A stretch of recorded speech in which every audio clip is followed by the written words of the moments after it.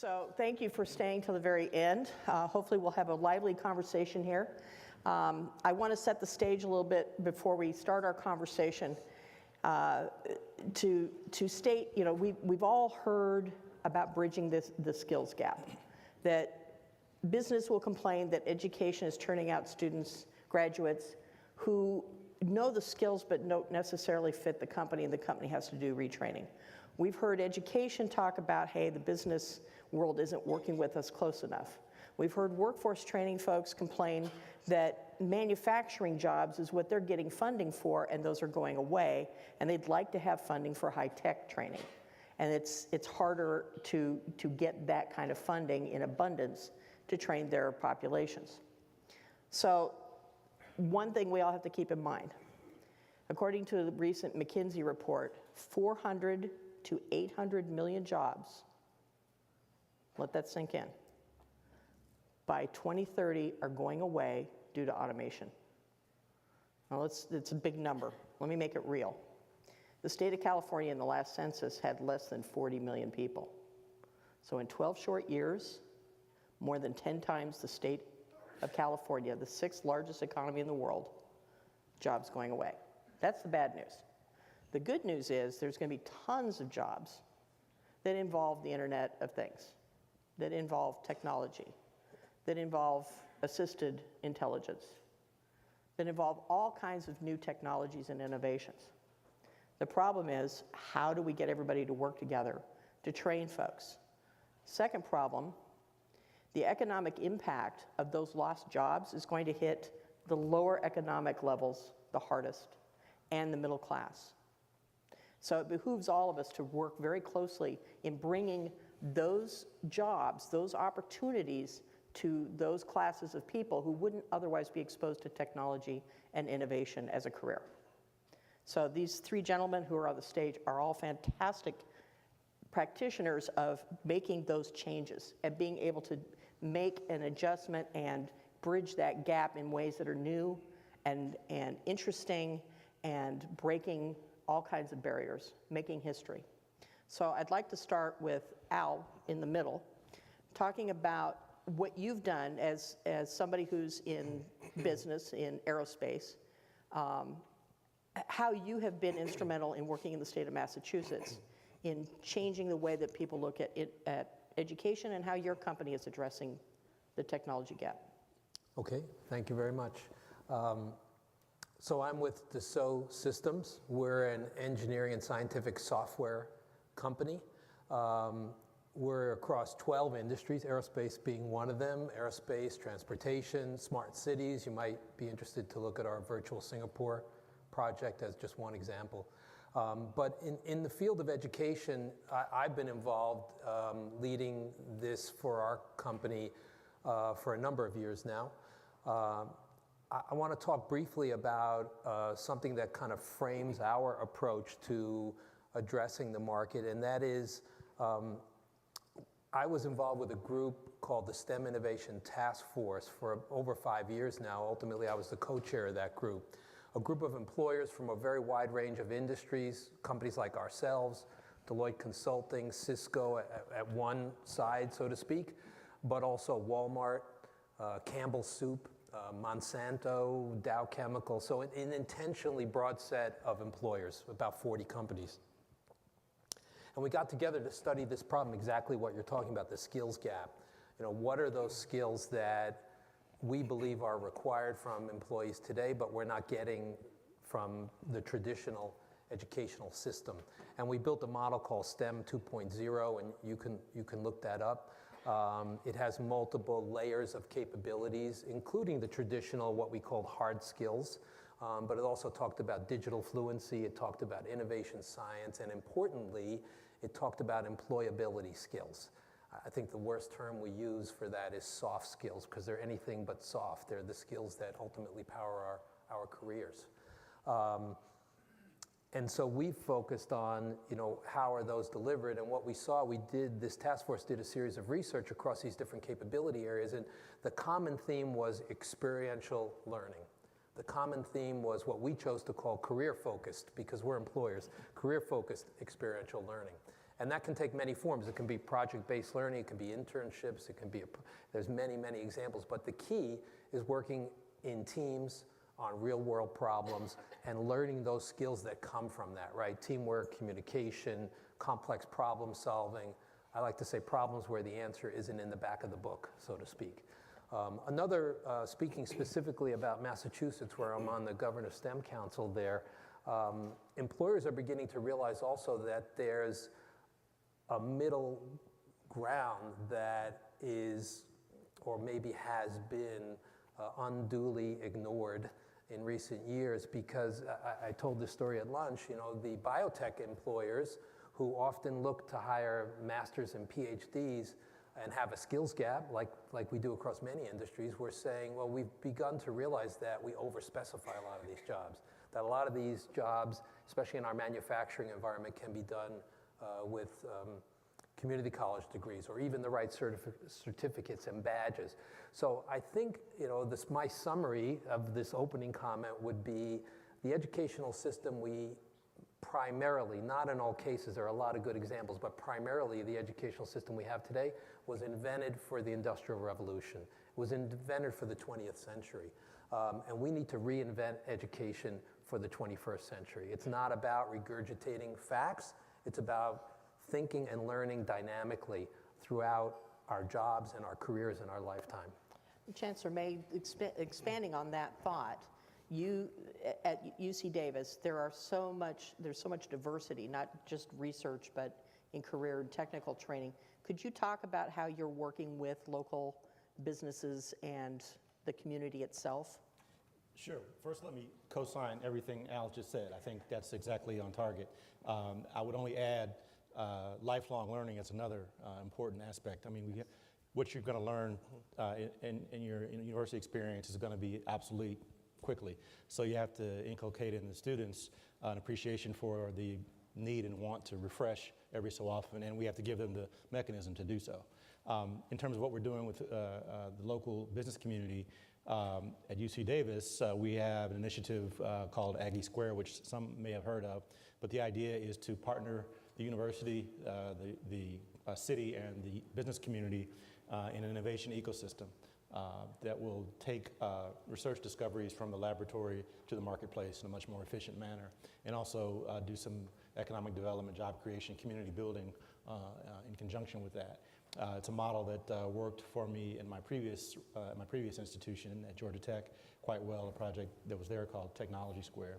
And we were very excited about the opportunity to do that here in Sacramento with this business community and actually put some industry here that's not just based on government. So. Okay. And Leo, I mentioned in the opening about being able to provide the innovation experience for participants who are not economically advantaged. You've created a very unique ecosystem, and I'd like you to describe to everybody how you've made that work and how you were able to find funding to get these students into this process. Sure. Well, first of all, thank you for having me, and also everyone out here staying to the end. So I give you kudos for sticking around. My work goes back to 1995 and started doing a lot of work in the tech industry back in the 90s. You can get a certification and earn really good money. And I did that, and my dream job was to work at Oracle as a data warehouse engineer. Well, that didn't happen. I got all my certifications, got my degree, went to the interview, and didn't get the job.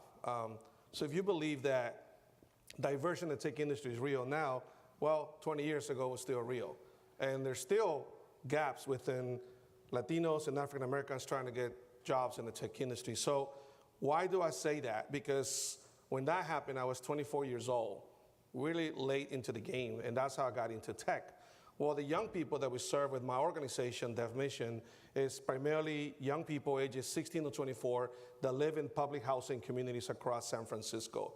Not only they're completely disconnected from what the tech booming is about, but there is this culture that you only need to stay in your community, and no matter what happens, that's your block, that's your song, you cannot do anything about that. So about a year and a half ago, I left my job. I was making really good money and decided to just leave everything behind, brought my experience from youth development, workforce development, and said, well, there's still a lot of young people completely overlooked in public housing communities. Let's start working with them. They're very talented. They're the millennials. I know they got skills. They just need to have an opportunity. So since 2017, we have been able to work in 3 communities in San Francisco with Mission Housing Development Corporation, San Francisco Housing Development Corporation, and the San Francisco Housing Authority. And what we have developed is really a model that allows these young people come to a program for 3 months where they learn IoT, IT technology, IT essentials, intro to programming, HTML, CSS, JavaScript, critical career skills, which is what both of my colleagues have talked about heavily.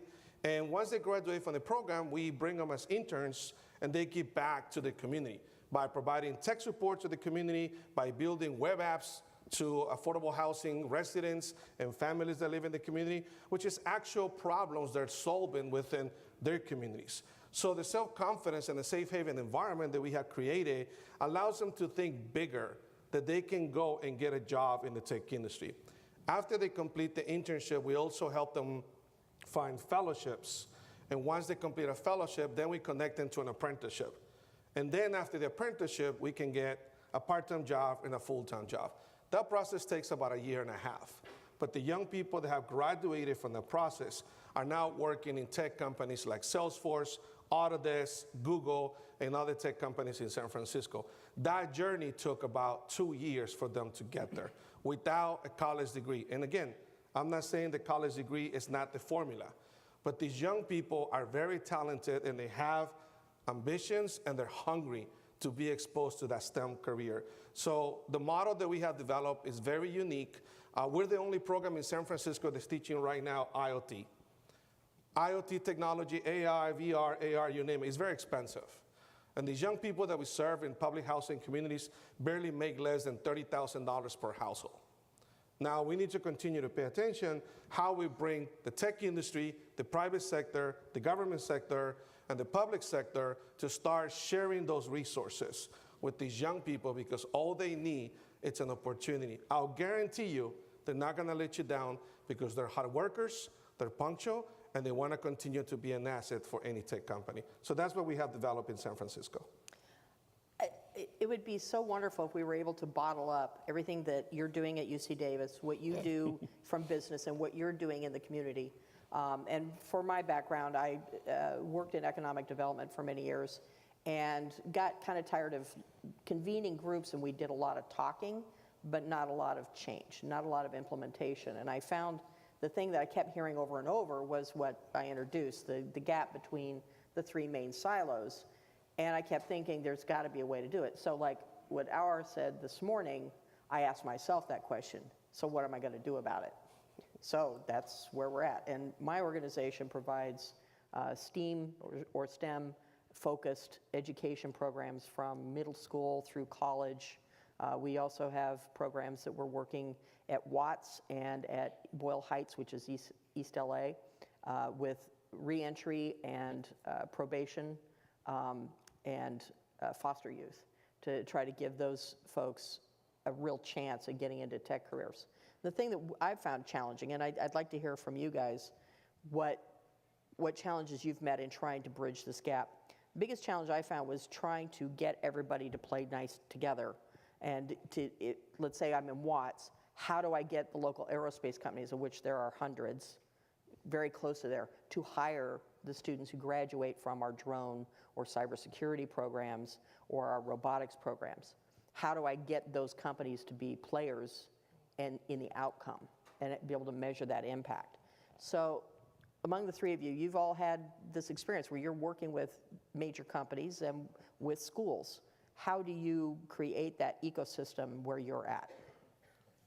Well, I think part of it is you get the companies to let go of this notion of only being able to find talent in certain places. A lot of the companies that we've worked with previously sort of only look at 4 or 5 or 6 or 10 schools for talent. And Willie Sutton, the famous bank robber, they asked him, why do you rob banks? He said that's where they keep the money. So the point being, go find where the students are being produced. Don't lean on those same 3 or 4 places where you happen to get your degree and where you know some people. Look at where people like Leo have programs that that are producing students who are capable of doing the work, and sort of broaden your horizons on employment. If I could, I think one of the really interesting areas to look at are student competitions. And while there is a lot of fragmentation, and we've talked about that, and it's a challenge, the good news is that there's a lot of companies and organizations more broadly trying to do something about this. Things like the first robotics competition as just one example. It's just about in every school district across the country. Our software is provided to free to all those teams, but so is our competitor software. Let them use whatever they like. They're learning. That's the important part. But that's a wonderful place for employers to go engage. I know that in our company, for example, a lot of our employees are coaches to those teams. You want to go get a glimpse of the next generation of talent. You want to go influence that next generation of talent. You need them to know about what you do, by the way, because there's a real gap of understanding and awareness, I think, in teachers and parents and in students about the kinds of jobs in our economy today. So that's just one example of a great attachment point, I think, that you can use to address. You can do something about it by getting engaged there and use that, I think, for multiple benefits, both for the students and for your own organizations. So I think that's a great place to kind of get engaged. For me, it's all about the community. We can go to a funder and say, I need you to give me $150,000 to run this program. They don't know what the program is. They don't know the street. They don't know the neighborhood. They don't know the issues and the barriers these young people are. Share a personal story. About a year ago, I met our digital inclusion officer from San Francisco, Alex Ban, and he said, we have this pilot. We're going to distribute fiber optic to affordable housing communities. Do you know anybody out there? And I gave him a list. He's like, okay, we'll do that pilot. Now we need some support from the tech industry and say, all right, I got a guy that I'm pretty sure you're going to love, named Scott Mavis, who's sitting on that table right there. Scott, wave to everyone. There we go. I brought Scott to the neighborhood. I brought Alex to the neighborhood. I brought everybody to the neighborhood. Why? Because the neighborhood trusts me. The community knows me. I've been living in community housing since I came to this country back in 1985. And I'm not leaving community housing. Because when I was there growing up, I was not exposed to tech or STEM. I want these young people to be exposed to that. So when I bring the private sector, the tech industry, the government sector, the public sector, they come together and actually see what's going on. And they see this raw talent right across from the street and say, wow, we need those young kids in here. And to make the story shorter, because of that effort, now our pipeline got bigger. To the efforts of Microsoft and DevMission, now we have a STEM hub inside Bayview, Hunters Point West in San Francisco, which is one of the roughest communities in the city.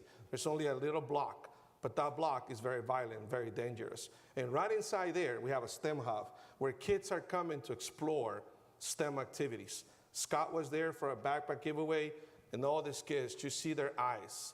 And that's the pipeline that's gonna take those jobs by 2030. So not only we think about young adults, transitional age youth, but now we also need to think about our kids, middle school, elementary, high schoolers, because the education system is not enforcing STEM units. They're doing great with science and math, but technology, engineering, and arts are not there. So let's help them out.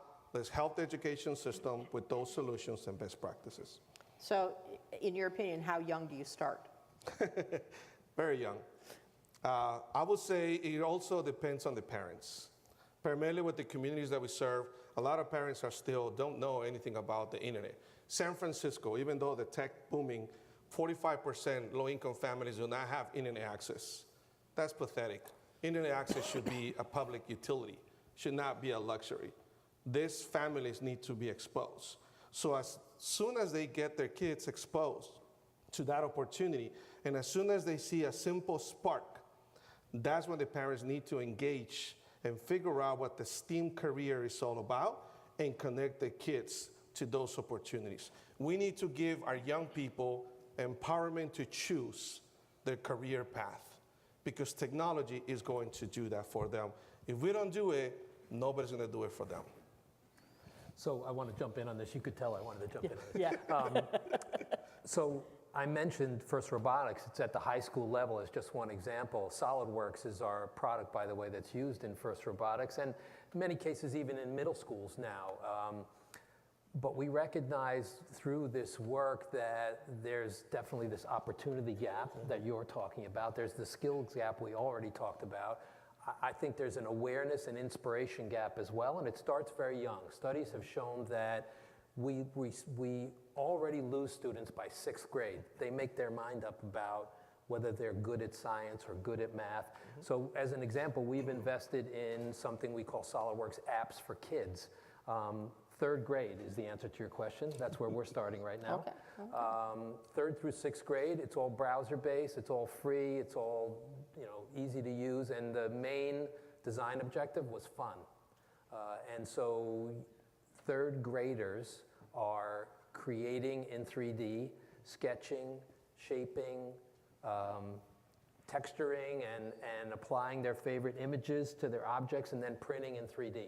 And for communities that don't have access to the technology, we can print on a 8.5 by 11 piece of paper, fold it into a cube, and they still get the concept that they created something in 3D. And I've been amazed at what 3rd graders and 4th graders can do. Yeah. So these digital natives, as we call them, are very, very capable, and it stimulates their interest and their understanding about what's possible. I can make something out of thin air, and it changes those kids. Chancellor? I agree with everything that both of my colleagues said. I would add that 3rd grade is the right time, but you also have to have the right set of resources and people around the 3rd graders.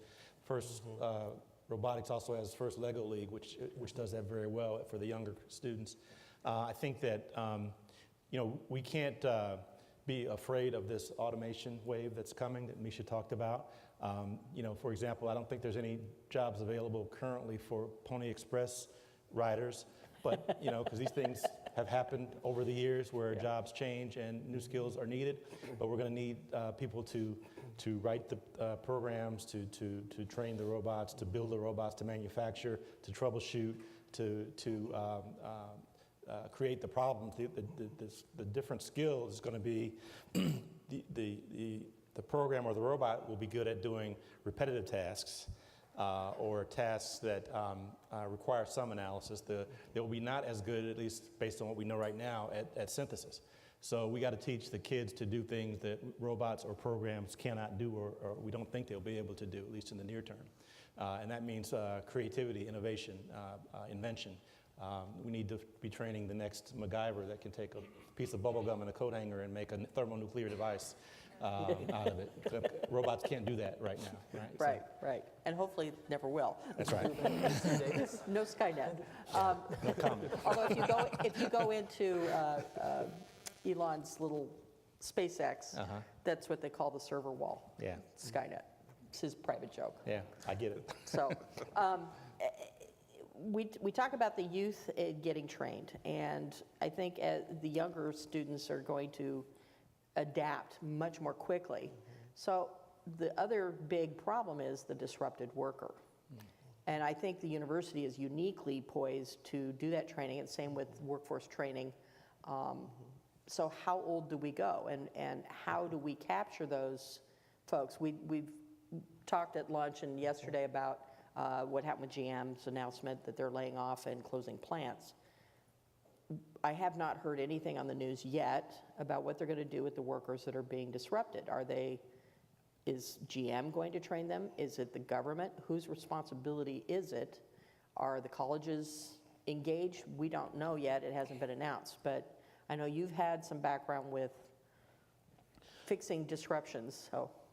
So universities are very interested in training and retraining and refreshing skills for the workforce. That's what I mentioned before about lifelong learning. I think if I were, many of us have magazine subscriptions, and you buy a subscription and you don't necessarily read everything in the magazine every month, but you have access to it. And we have to think about education in the same sort of way, where I don't know what the right price point is, but you pay a university a subscription and you have access to all the knowledge that's being created on an ongoing basis for the rest of your life. or for as long as you're paying the subscription. And it's not something that ends at the degree, at the bachelor's degree or even at the PhD. You're going to still need to be retrained consistently throughout your life as long as you have a career. And that's what we have to start thinking about. And I would say that the model that we're currently stuck in is not the industrial age model. We're actually stuck in the agricultural model. That's why we have summers off at the university, right? Because we have to go harvest the crops. So we've got to sort of move past that and get to a continuous lifelong approach to learning. I want to agree with you, and just observe that if I'm sure it's true for you, it's true for me. If I didn't keep learning all through my career, I'd be obsolete today. I would have been obsolete 20 years ago. But I want to flip that question to the other side of the equation a little bit, because it's similar but different. Large companies have this problem internally as well. Yes. So we're talking about GM, and it's a terrible problem, and I don't know the answer to your question of who's going to retrain those workers, but for a company like ours, we have the challenge of keeping ourselves current.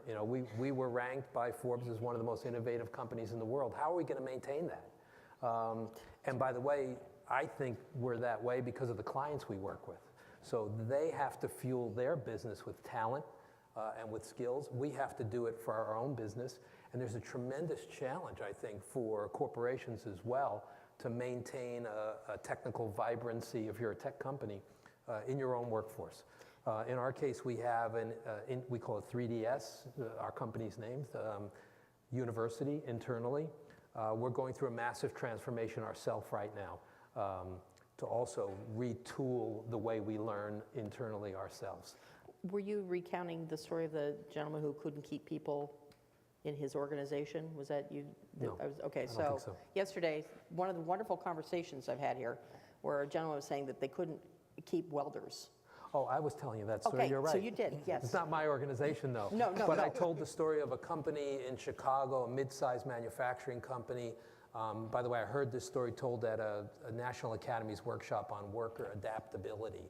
So this is a recognized problem that we need to have much more adaptable, continuously learning workers in our workforce broadly. But this gentleman led a mid-sized manufacturing company.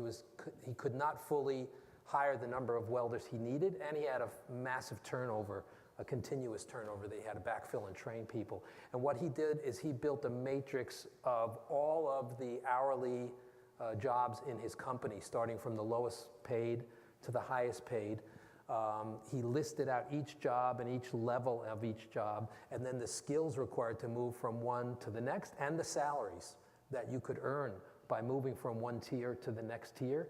And over a 2-year period, he solved his retention problem. Why? Because he made very visible to everyone in the company that you don't need to leave to do better than your current salary as a welder, right? You can gain these skills and move up to this maybe higher skilled welding position or another type of manufacturing automation position. Very simple but innovative approach to addressing the skills problem internally. Right. I'd like to poll the room. How many folks work in government that are still here? Okay, awesome. All right, so I would challenge you, actually I'll challenge everybody here, that as you think about filling the work skills gap and how to train disrupted workers, as well as making sure the folks who are economically impacted get the training and the opportunity so that we all have vibrant, thriving communities. I challenge you to find ways to help business and education and workforce development and unique training programs like what Leo has created to work together, whether it's a monthly or quarterly gathering where you all share ideas. In Southern California, I was working with the Economic Development Corporation, and we had organizations that met around transportation, around cybersecurity, around aerospace specifically, all kinds of different types of industry. And at one point when I first started, I had like 300 people showing up for the advanced transportation. By the time we were done, we had a list of 11,000 participants on a regular basis who communicated through emails. Believe me, my emails were hard to keep up with. But the awesome thing was that everybody was engaged, and whether it was the education or the private industry, they were all talking to each other with the government and nonprofit organizations to create solutions and create an environment in which everybody was trying to help each other out and train the workers. So I know that you're doing that a lot with Aggie Square. Yeah. Can you talk more about the outreach you've done in that area? Well, the intention is to act as a partner with the local community and not as someone who's just coming in, taking over. So we like to, avoid things like gentrification and other problems by early on partnering with neighborhood associations and community leaders to find out what's going to work best in that community in terms of giving access for community members to the training they might want, to perhaps entrepreneurship opportunities, to to research, anything that we're going to be doing in Aggie Square. We expect not just our students and our researchers to have access to it, but the local, our neighbors to also have access to it. And that's the model. Great. Can I share the apprenticeship model that we have Absolutely. developed? So, our organization is very young. There's been a lot of yes and no's. I'm a hustler. I go out, I knock on doors. If a funder tells me I don't have money for snacks, then I walk away the door. If they don't have money for a backpack, I walk away. I believe in youth development and making sure that the young people that we serve can have those opportunities. Simple story, very short. A year ago, we applied for an apprenticeship grant for the Department of Labor. Very ambitious. We're not even a year old, and I submitted this proposal. We'll make this story short. 3 months ago, they gave us the award letter. And I was very excited. And of course, when you get a government grant, I've been part of stimulus grants before, and it's just massive amounts of outcomes, right? It's all about quantity. Well, I put a stop on it and say, it's all about quality. Instead of me giving you 100 apprenticeships for next year, I'm gonna give you 20. They looked at me really crazy and I say, that's all we're gonna do. Not gonna do it with my staff, with our community, with the education sector, private, public, you name it. We're all gonna work together to make that happen. Well, just today I received a letter that our scope of work has been approved and assigned by the Department of Labor. Now, 3 months for me to go back and forth. So I encourage CEOs, executive directors, if you run your own company, to always dialogue with the government. They're really good at that. They love to get the feedback. And at some point when you say yes, you put a stamp on it. So as of today, we're going to bring 20 apprentices to the San Francisco community. And now we have a few tech companies lined up that want to bring their own apprentice. An apprenticeship is a new internship. So I think that it's also a good opportunity for you guys to take a look at what San Francisco is doing. And on my last note, San Francisco is very innovative on teaching adults for careers in tech. We're very unique at doing that, and they're fascinating programs. And the last note, 2 of our students have gone to UC Davis for mechanical engineer careers. And that's exciting that these young people never thought going to UC Davis or San Francisco State University, and they're there now.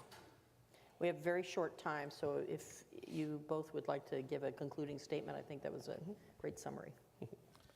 I don't have much other than to say I'm optimistic about what we're going to be doing with the workforce of the future. I think we're moving past the model where the professor is the sage on the stage and you're writing down everything he or she says and going to take a test. We're doing active learning, experiential learning, the way it's been described by Al and Leo. I think our students are hungry for that. I think employers will benefit from that. I think universities change pretty much at the rate of retirements, but we're going to get there, and I'm excited. I think what I'd like to emphasize is the need for us all to partner. I mean, the most effective programs I've seen come through employers, educators, and government working together. Yes. Understanding the pathways that either exist or need to be created, starting from primary school all the way through advanced education, where those destinations are, because it's not always a 4-year degree that's the right destination for everyone. And then collaborating to make that happen and to make the changes that we've all talked about here happen in your systems. All right, thank you all. We're really happy to have been here. I hope we gave you something to think about, and I challenge you all to ask yourselves what you can do. So, thank you. Thank you.